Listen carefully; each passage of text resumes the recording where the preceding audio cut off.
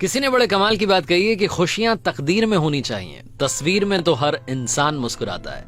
Hi guys, मैं हूं RJ Kartik. एक छोटी सी कहानी। ये कहानी एक अमीर सेठ की, जिनके पास में बहुत सारा पैसा था, बहुत सारे नौकर चाकर, करने के लिए कोई काम नहीं था क्योंकि काम तो उनका पहले ही हो जाता था। सेठ जी आराम किया करते थे, बहुत सारा वक्त उनके पास था। चैम्बर में एक दिन आराम से बैठे थे तो उनके दिमाग में आया कि क्यों ना एक काम करें, सारी प्रॉपर्टी कैलकुलेट करवाते हैं और पता करते हैं कि मेरे पास में कितना पैसा है। अकाउंटेंट को बुलाया और बोला कि 7 दिन का टाइम तुम्हें दे रहा हूं, 7 दिन के बाद में एक रिपोर्ट बना के लाओ और मुझे बताओ कि कितना बिजनेस है, कितनी जमीनें हैं, कितना पैसा है। अकाउंटेंट गया, 7 दिन बाद वापस आया। उसके हाथ में कोई कागज नहीं था, कोई रिपोर्ट नहीं थी। सेठ जी ने कहा क्या हुआ रिपोर्ट का? तो अकाउंटेंट ने कहा कि महाराज, सेठ जी मैंने सारा कैलकुलेट कर लिया है, आप बस सुनिए मेरी बात। आपके पास में इतना पैसा है कि आपकी आने वाली 7 जनरेशन कोई काम ना करें, हाथ पर हाथ धर करके बैठ जाएं, तब भी वो खा सकती हैं। इतना पैसा है, मलाई मार के वो जिंदगी जी सकते हैं। सेठ जी खुश हो गए। सेठ जी ने कहा काम करो, फटाफट से 10-15 दिन में आराम से टाइम लो और बना करके एक रिपोर्ट मेरे को दिखा देना कि हमारे पास में डिटेल में कितनी प्रॉपर्टी है, कितनी जमीन है, कितना पैसा है। अब तुम जाओ। अकाउंटेंट चला गया।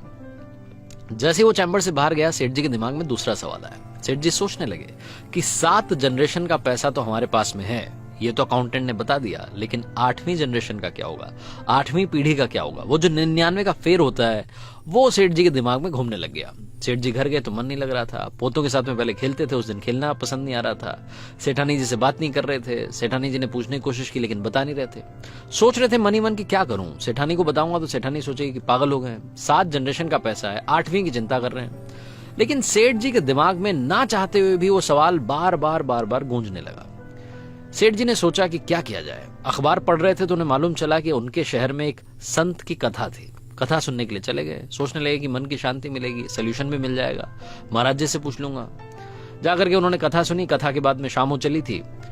जो महाराज जी थे, जो कथा सुना रहे थे, उनके चरणों में जाकर के बैठ गए और बोलने लगे कि आप जो बोलोगे वो पूजा करूंगा, आप जो बोलोगे उतनी दक्षिणा दूंगा, बस मुझे मेरे सवाल का जवाब दो।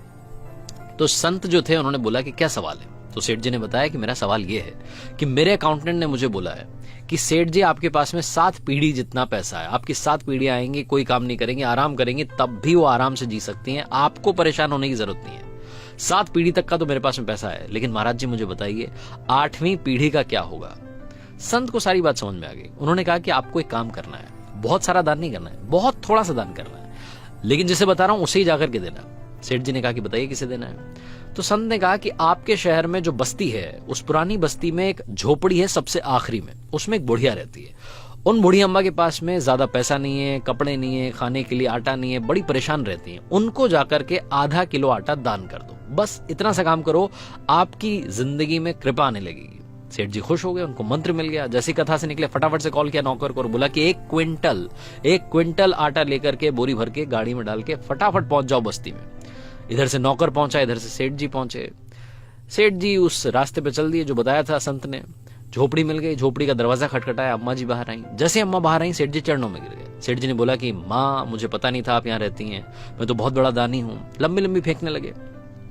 अम्मा वो बात समझ में आ गई। सेठ जी ने कहा कि अम्मा, आपके लिए 1 क्विंटल आटा लेकर के आया हूं, आप इसे स्वीकार कर लीजिए। अम्मा ने मना कर दिया कि क्या करूंगी बेटा, मैंने तो आज खाना खा लिया है, अब मुझे भूख नहीं है। सेठ जी ने कहा अम्मा रख लीजिए, महीने भर का राशन हो जाएगा, आप आराम से जिंदगी जिए, आपको कोई भी परेशानी हो मुझे याद कीजिएगा। अम्मा ने कहा बेटा नहीं चाहिए। फिर सेठ जी ने कहा कि 1 किलो आटा रख लीजिए, 2-3 दिन का काम हो जाएगा। अम्मा ने कहा बेटा नहीं चाहिए। सेठ जी को तो मंत्र मिल गया था, उनको तो आटा दान करना था। सेठ जी ने कहा कि अम्मा एक काम कीजिए, आप मेरी बात सुनो, आप आधा किलो आटा रख लो, बस अब आप मना नहीं करोगी, कल के लिए आपका इंतजाम हो जाएगा। तो अम्मा ने कहा कि बेटा आज का प्रबंध मेरा ऊपर वाले ने कर दिया है, मैंने खाना खा लिया है, अब कल की चिंता मैं क्यों करूं, आपसे मुझे कोई दान नहीं चाहिए, आप जाइए आराम कीजिए। जैसे अम्मा ने बोला, सेठ जी को समझ में आ गया कि महाराज जी ने यहाँ झोपड़ी में क्यों भेजा था, अम्मा के पास क्यों भेजा था। उन्हें सारी कहानी समझ में आई। अम्मा जिन्होंने बोला कि मुझे कल की चिंता नहीं है। इस जिंदगी में छोटी सी कहानी बहुत बड़ी बात सिखाती है। लाइफ में लालच की कोई सीमा नहीं है, खुशियों की कोई सीमा नहीं है, कोई पैरामीटर नहीं है। खुश होने वाला इंसान दाल चावल खाकर के भी खुश हो जाता है, और जिसे खुशी नहीं मिलती उसे पनीर खाने के बाद में भी खुशी नहीं मिलती। छोटी सी कहानी लाइफ में बहुत बड़ी बात सिखाती है। सेटिस्फैक्शन के साथ, हौसले के साथ, सामर्थ्य के साथ कर दिखाओ कुछ ऐसा कि दुनिया करना चाहे आपके जैसा।